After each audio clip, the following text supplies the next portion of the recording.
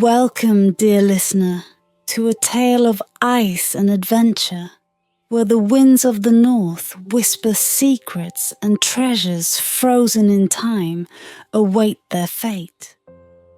Tonight, we journey into the frozen expanse of Coldhaven, where an ancient pirate's curse threatens the village's future, and a young cartographer named Ellen Marlowe must face the frost's chilling grip. As the frost-bound treasure calls out, the journey ahead will test the bonds of courage and sacrifice.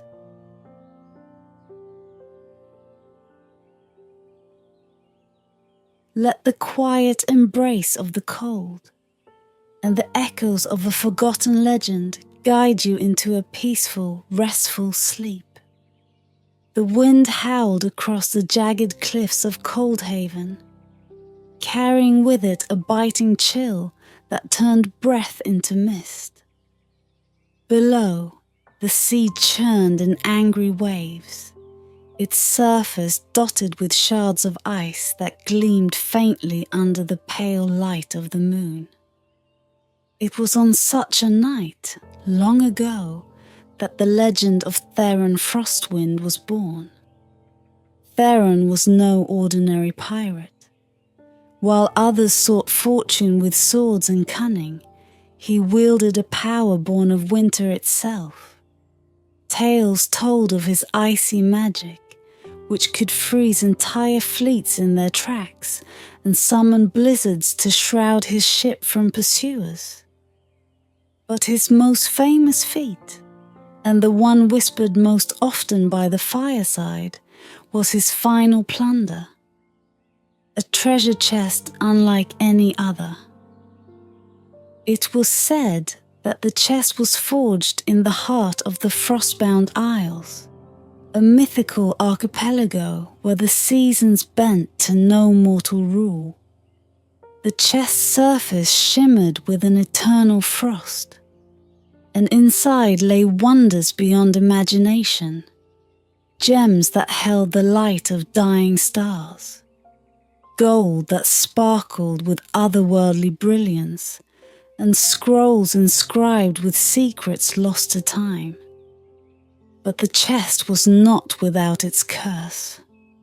The treasures were tied to the season of winter, destined to vanish when the frost thawed.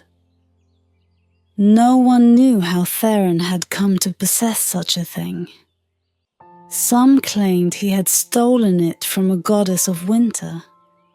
Others swore it was forged by his own hand. Whatever the truth, the chest became both his greatest prize and his undoing. On his last voyage, Theron's ship, the Frostfire, disappeared into a storm of snow and thunder. Witnesses spoke of a maelstrom unlike any they'd ever seen. Icy winds that froze the ocean mid-wave, and lightning that burned a bright, cold blue. When the storm passed, Theron and his crew were gone, leaving only fragments of his ship washed ashore. But the chest was not lost forever. Legends claimed it would reappear, carried by the icy breath of winter, waiting to ensnare the greedy and the unwary. Those who found it were said to be cursed, for the treasures within were not meant to leave its frosted confines. Many who sought it never returned, and those who did spoke of strange visions. Ghostly figures trapped in ice, voices whispering in forgotten tongues, and the chilling laughter of Theron Frostwind. Centuries passed, and the legend of Theron's chest faded into a story for sailors and dreamers. Coldhaven, once a bustling port, became a quiet village, its people more concerned with fishing and survival than the myths of old. Yet, every winter, When the frost crept in and the sea froze at the edges, some swore they could hear the faint echo of Theron's laughter carried on the wind. It was on one such winter night that the story began again. The village was shrouded in silence, the kind that comes only when snow muffles the world. The cliffs, sharp and imposing, loomed over the frozen sea. And there, among the frost-covered rocks, a young cartographer named Ellen Marlowe stumbled upon something that should not have been there. A chest, its surface shimmering like glass, its edges rimmed with frost that refused to melt even under her touch. She should have walked away. Every instinct told her to leave it untouched, to let the snow bury it once more. But the chest seemed to call to her, its icy whispers threading through the wind, promising wonders untold. Trembling with equal parts, fear and curiosity, Ellen knelt before it, brushing away the snow that clung to its surface. The lock was ancient, but bore no keyhole, only an intricate pattern of runes that glowed faintly under the moonlight. With a deep breath, she placed her hand on the chest. The frost bit at her skin, but she felt warmth beneath, as though the chest held a heartbeat of its own. Slowly, almost reluctantly, it creaked open. Inside was a sight that stole her breath.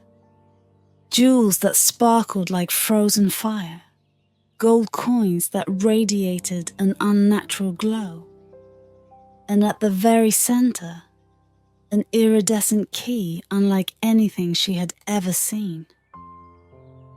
Its surface shifted in color, from deep blue to shimmering silver, as though it held the essence of the frost itself. Ellen knew, even as she reached for it, that she was crossing a line.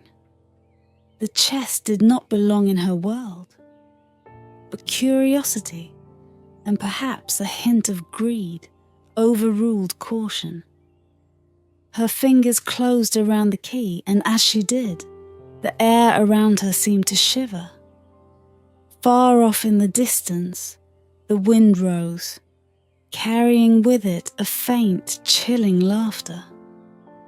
The legend of Theron Frostwind was awakening once more. Ellen Marlowe returned to Coldhaven under the pale light of dawn, the frosted chest still heavy in her mind. Though she carried nothing but the iridescent key tucked safely in her satchel, the memory of what she had seen inside the chest lingered like an icy mist. By the time she reached the edge of the village, the snow had begun to fall in soft, whispering flakes, as though the winter itself sought to veil her secret. Cobhaven was a quiet place, its narrow streets lined with weather-worn cottages huddled together against the biting wind. Smoke rose from chimneys, curling into the grey sky, while villagers bustled about their morning routines. Few paid attention to Ellen as she passed. Just a nod here, a murmured greeting there. But the chill she felt wasn't from the weather. It was something deeper, a creeping unease that settled into her bones. Once home, she laid the key on her work table, its strange colours still shifting in the faint light filtering through her window. The more she stared at it, the more it seemed to pulse, as if alive. Ellen tried to distract herself, spreading out her maps and jotting notes on the surrounding cliffs, but her eyes kept drifting back to the key. What had she done? Why had she taken it? By the third day, strange things began to happen. The first sign came with the sea. The villagers awoke to find the water near the docks frozen solid, a sheet of ice stretching out toward the horizon. Such freezes were not unheard of in the depths of winter, but this ice was unnatural. Its surface was smooth as glass, glinting faintly with a pale blue hue, and it gave off a cold so intense that even the hardiest fishermen dared not approach. Then came the whispers. At first, Ellen thought they were her imagination, the product of too many sleepless nights. But the whispers grew louder, threading through the air like an eerie melody just out of reach. They seemed to come from the very frost that clung to her windows, curling into patterns that resembled strange runes, the same runes she had seen on the chest. The villagers noticed too. They spoke in hushed tones about the sudden cold, the way the wind seemed to howl like a living thing. Some blamed the ancient cliffs, claiming the old spirits of the sea were restless. Others whispered of darker forces, their eyes darting nervously toward Ellen's cottage. She could feel their unease growing, their glances lingering just a little too long. By the end of the week, the treasures from the chest began to disappear. The first to vanish was the iridescent key. Ellen discovered its absence one morning, the space on her table where it had rested now covered in a thin layer of frost. She searched her home frantically, tearing through drawers and cabinets, but the key was nowhere to be found. In its place, the frost on her window had formed an unmistakable image. The chest, half buried in snow, surrounded by a swirling storm. The next night, the village bell, long silent and rusted, began to toll. Its deep, mournful chime echoed through the frozen streets, waking everyone from their sleep. When the villagers gathered at the docks, they found more frost patterns etched into the boats and crates, patterns that resembled ghostly faces, their mouths open in silent screams. Desperate for answers, Ellen sought out a wandering scholar who had been staying at the local inn. His name was Caelan Dre, an older man with a face weathered by years of travel and eyes that held far too many secrets. He listened intently as Ellen recounted her discovery of the chest, his expression growing darker with every word. "You've brought the legend to life," Caelan said at last, his voice heavy with foreboding. "The frost you see, the whispers you hear, it's the mark of the frost-bound isles. The treasures you took were never meant to leave the chest. They are tied to the season, bound by winter's magic. When the frost thaws, they will vanish. And if they are not returned before then..." He trailed off, his gaze distant. "What happens?" Ellen demanded, though she feared the answer. "The frost-bound isles will awaken," Caelan said. "And with them, the wrath of Theron Frostwind." The weight of his words settled over Ellen like the heaviest snowstorm. She had thought she'd discovered a marvel, a treasure that could change her fortunes, and perhaps even the future of Coldhaven. Instead, she had unleashed a force far beyond her understanding. "There must be a way to undo this," Ellen said, her voice trembling. Kaelin nodded slowly. "There is, but it will not be easy. The chest's treasures must be returned to their rightful place, within the Frostbound Isles. You will need a crew, a sturdy ship, and the courage to face a land where the frost never melts." Ellen's heart sank. The Frostbound Isles were no mere myth anymore. They were her only hope. And the clock was ticking, the frost growing thinner with each passing day. The decision to embark on the quest to the Frostbound Isles was not one Ellen made lightly. Yet as she stood at the edge of Coldhaven's frost-choked docks, staring out at the frozen expanse of the sea, she knew there was no other choice. The treasures she had taken were disappearing, one by one, and with each loss, the frost seemed to tighten its grip on the village. The whispers had grown louder, their voices like shards of ice pressing against her mind, and the villagers' stares had turned from wary to outright hostile. Kaelin's words echoed in her ears. "You will need a crew, a sturdy ship, and the courage to face a land where the frost never melts." Finding the crew proved as difficult as the journey promised to be. Coldhaven's fishermen were practical folk, bound to their nets and boats, unwilling to risk their lives for what they saw as a cursed mission.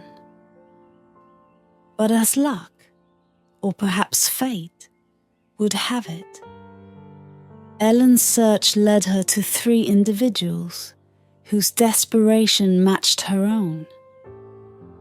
First was Draven, a brooding blacksmith with hands calloused from years of forging iron and eyes that held the weight of countless battles. He was no stranger to magic, though he spoke of it sparingly, and his knowledge of ancient seals and runes made him an invaluable ally. "If you're planning to go where no sane soul would tread," he said gruffly, "you'll need someone who can break what binds and bind what breaks." Next was Kira, a fiery-haired sailor with a reputation for both bravery and recklessness. She had spent her life chasing the horizon, guided by tales of pirate gold and lost kingdoms. "The Frostbound Isles," she mused when Ellen explained her plight. "I've heard the shanties. They say no one returns, but they also say treasure lies thick as snow. Count me in." The last recruit was Rowan, a reluctant bard who had been passing through Coldhaven on his way to the mainland. His reluctance turned to resignation when Kaelin revealed that his knowledge of old songs, particularly the ballads of Theron Frostwind, might hold the key to navigating the Frostbound Isles. "This wasn't the adventure I had in mind," Rowan muttered, clutching his lute as though it were a shield. "But I suppose every legend needs its chronicler." Together, the 4 prepared for the journey. Their ship, an aging sloop called the North Spire, creaking ominously in the cold. Supplies were gathered, charts were studied, and Ellen's maps, marked with every clue she and Kaelin could uncover about the frostbound isles, became their guide. As they set sail, the villagers watched in silence, their faces a mix of fear and grim hope. The frost around the docks seemed to shift as the North Spire left its moorings, and for a moment, Ellen thought she saw shapes moving beneath the ice. Shadows that flickered and danced before vanishing into the depths. The journey was grueling from the start. The frozen sea was a labyrinth of jagged icebergs and unpredictable currents, forcing Kira to call on every ounce of her skill to keep the ship intact. The cold seeped into their bones despite their layers of furs, and the whispers followed them, growing louder the farther they sailed. At night, the frost etched new patterns onto the ship's deck, runes that Draven painstakingly deciphered, though their meanings were often cryptic and foreboding. Then came the first trial. On the third day, a storm descended without warning. The sky darkened to an unnatural grey, and the wind carried with it a biting chill that seemed almost alive. Snow and ice lashed at the North Spire, blinding them as the ship bucked and groaned. It was Kira who spotted the cause, a massive iceberg, glowing faintly with a pale blue light, directly in their path. As they scrambled to steer clear, the iceberg began to move. What they had thought was frozen ice was, in fact, a creature, a serpent of frost and shadow, its eyes glowing like twin moons. It surged toward the ship, its icy coils crashing through the waves with terrifying speed. Draven was the first to act.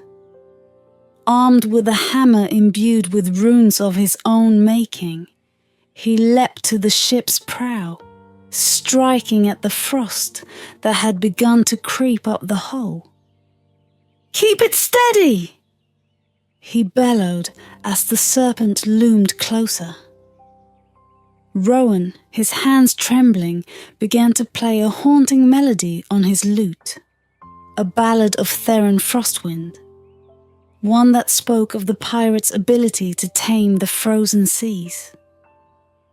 To their astonishment, the serpent hesitated, its glowing eyes fixed on the bard as though it recognized the song. Seizing the opportunity, Ellen pulled out her maps, her fingers tracing the path that would lead them away from the serpent and deeper into the frostbound isles.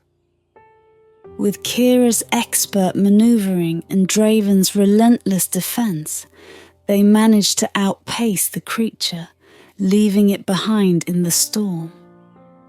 When the skies cleared, they found themselves in calmer waters, but the frost clinging to the ship was thicker than ever, and the whispers had taken on a new urgency. The frostbound isles were close. Ellen could feel it in the air, in the way the cold seemed to press against her skin. But the trial had shaken them all. The frost was no longer just a threat to the village. It was alive, a force that would test their resolve at every turn. And as the last traces of the serpent faded into the distance, Ellen realized that the true danger was yet to come. The frostbound isles emerged from the horizon like a vision from a forgotten tale, their jagged peaks and frozen shores cloaked in an unnatural fog. The water around the North Spire had grown eerily still. its surface as smooth and dark as a polished mirror, broken only by the occasional crack of ice. The whispers, which had followed them since their departure, now grew louder, their tones overlapping in a haunting symphony that seemed to echo from the isles themselves. Elin stood at the ship's prow, clutching her maps against the wind. The air was colder here, biting deeper than even the harshest winters of Coldhaven. It carried with it a sense of timelessness, as if the Isles were not a place but a wound in the fabric of the world, frozen in defiance of time and change. "We found them," Kira murmured, her voice tinged with awe and unease. Her hands gripped the wheel tightly as she steered the North Spire toward the closest shore, where a cluster of frost-encrusted rocks jutted out like jagged teeth. The frost-bound Isles. Draven, standing beside the mast, studied the distant cliffs with a grim expression. "It doesn't feel like a victory," he said. "It feels like walking into a trap." Rowan shivered, pulling his cloak tighter around himself. He had been unusually quiet since their encounter with the frost serpent, his usual wit and complaints replaced by a brooding silence. Now, as he peered toward the Isles, he spoke softly. "The Shanties say these lands were cursed by Theron's last act of magic.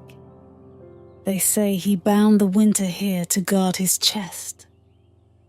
Ellen nodded, her gaze fixed on the faint glow emanating from the cliffs. "And we have to break that curse if we're to save Coldhaven." As the North Spire drew closer, the details of the frostbound Isles became clearer. The cliffs were covered in ice that gleamed like glass, and strange formations jutted from the ground. Trees frozen mid-growth, their branches twisted into unnatural shapes. Pillars of ice that seemed to hum with an unseen energy. At the highest peak, a faint light pulsed like a heartbeat, casting an otherworldly glow over the landscape. They anchored the ship in a sheltered cove and stepped onto the icy shore. The frost underfoot felt different from any they had known. It was not merely cold, but alive, shifting subtly with every step, as if aware of their presence.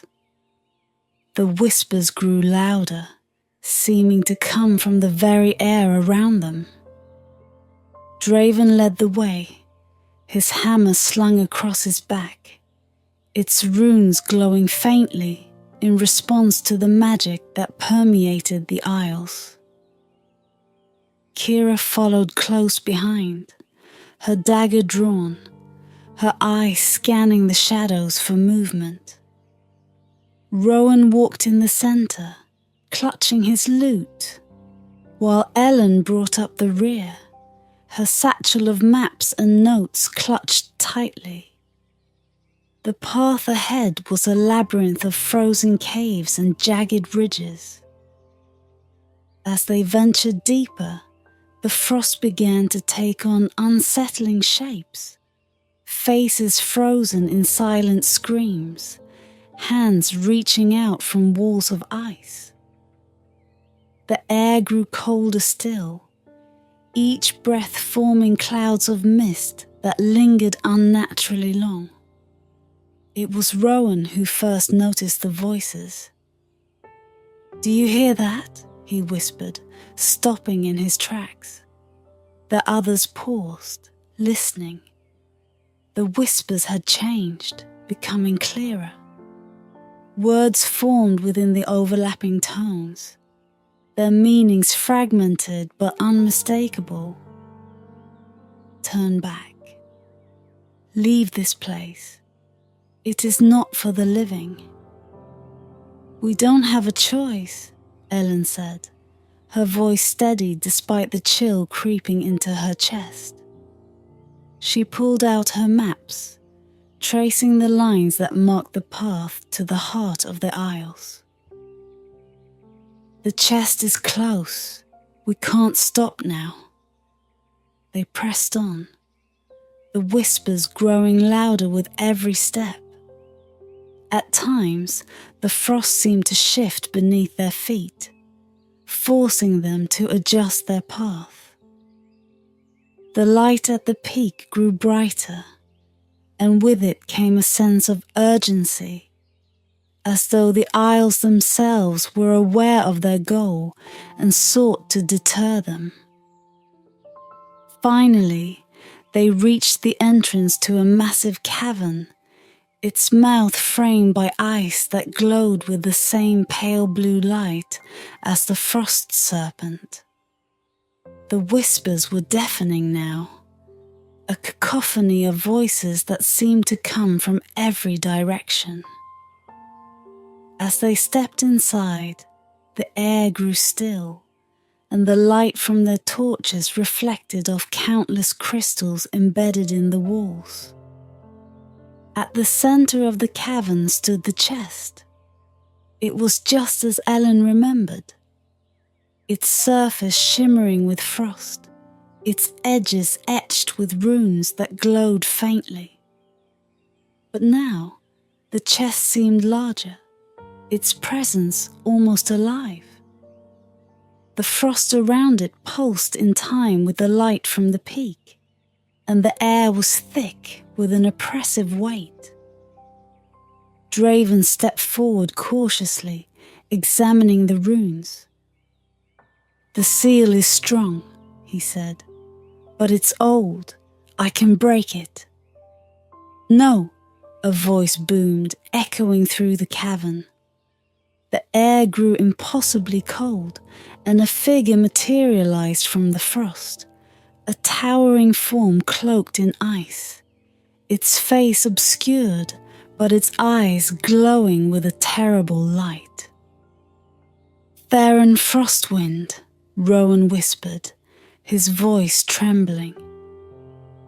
"You have come to steal what is mine," the figure said, its voice reverberating through the cavern. "But the treasures of winter are not for the unworthy. Prove your resolve, or perish." As the frost around them began to shift, forming into shapes that moved with malicious intent, Ellen drew a deep breath, her heart pounding. The final trial had begun. The cavern grew colder as the frost twisted into new shapes, spectral figures cloaked in icy mist, their hollow eyes burning with blue fire. They moved with unnatural grace, gliding silently across the frozen floor, their translucent hands reaching out as if to pull the warmth from the air. Behind them loomed Theron Frostwind, his icy presence filling the space with a suffocating weight.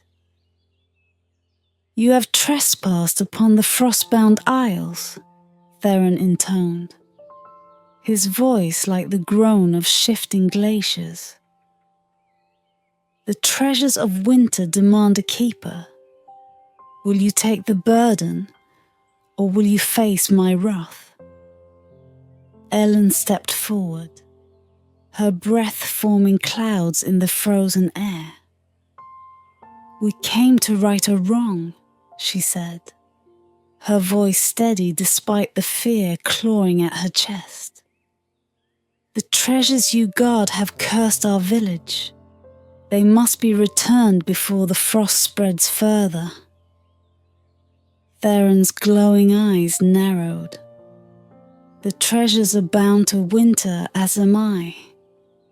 To return them is to bind yourself to their fate. You would dare claim what you cannot bear. Draven raised his hammer, its runes glowing fiercely. We didn't come for your riddles, he growled. If it's a fight you want, so be it. Wait! Rowan's voice cut through the tension, trembling but resolute. He gripped his lute tightly, his eyes darting between Theron and the spectral guardians.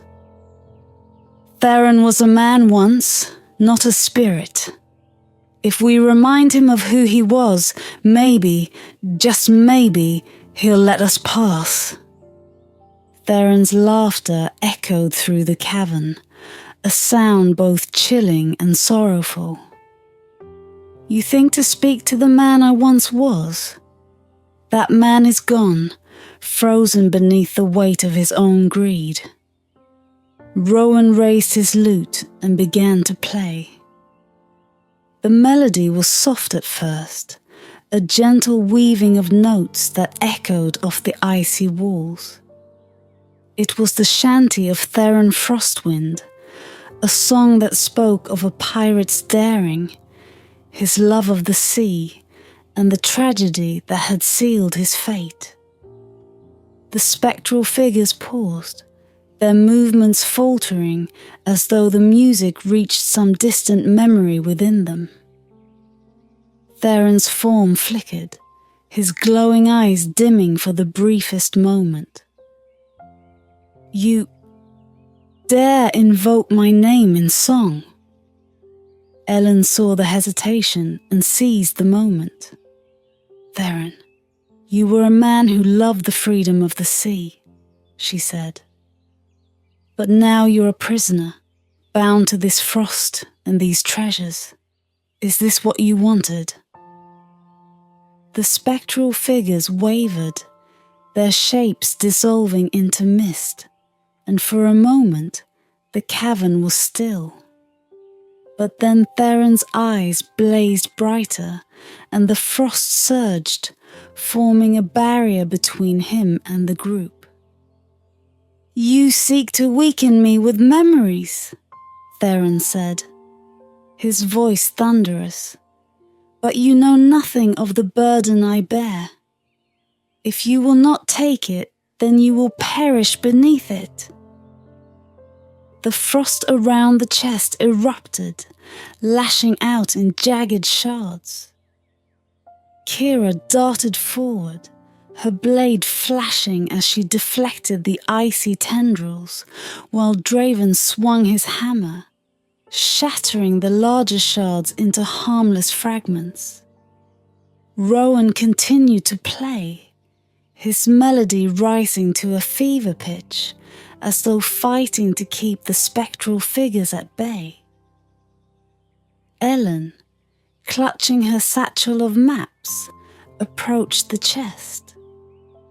The runes on its surface pulsed with light, responding to the iridescent key that had reappeared in her hand. She didn't question its return. It was as though the chest itself had called it back. Theron, she called, her voice cutting through the chaos. This chest doesn't need a keeper. It needs to be sealed, its power laid to rest. Theron turned toward her, his form towering over the chest. You would seal the treasures? And with them, my very essence? Ellen's voice trembled, but her resolve did not waver. Yes, if that's what it takes to stop this curse and protect my people. Theron's icy form loomed closer, his expression inscrutable. For a moment Ellen thought he might strike her down, but then to her surprise he nodded. Very well, he said, his voice heavy with resignation. But know this, to seal the chest, You must bind it with your own life force. The frost will claim you as it claimed me." Ellen hesitated, the weight of his words sinking in. But when she looked back at her companions, their breath clouding the frozen air, their faces marked by determination, she knew what she had to do. She placed the key into the chest, turning it slowly. The runes flared to life, and the frost surged around her, wrapping her in a cold embrace. Pain shot through her body, but she held firm, focusing on the thought of Coldhaven, of the lives she had sworn to save. With a final pulse of light, the chest sealed itself. The frost retreated, the spectral figures dissolving into the air. Theron's form began to fade, his glowing eyes dimming as he regarded Ellen one last time. "You have done what I could not," he said softly. "May the frost be kinder to you than it was to me." And then he was gone. The cavern grew quiet, the frost retreating into the walls. Elin collapsed to her knees, her breath ragged, but her heart steady. She could feel the frost within her now, a cold presence that would never leave. But the curse was broken, and the treasures were at peace. As her companions helped her to her feet, the light from the chest dimmed, leaving only the faintest glow to mark its place. Together, they returned to the North Spire, their bond forged in frost and fire. The frost-bound isle sank into the horizon as they sailed away, the whispers fading with the morning sun. The legend of Theron Frostwind and his frosted chest would live on. But for Ellen and her crew, the story was over. And though the frost would linger in her veins, she carried it not as a curse, but as a reminder of the sacrifice she had made for her people, and the strength it had taken to do so.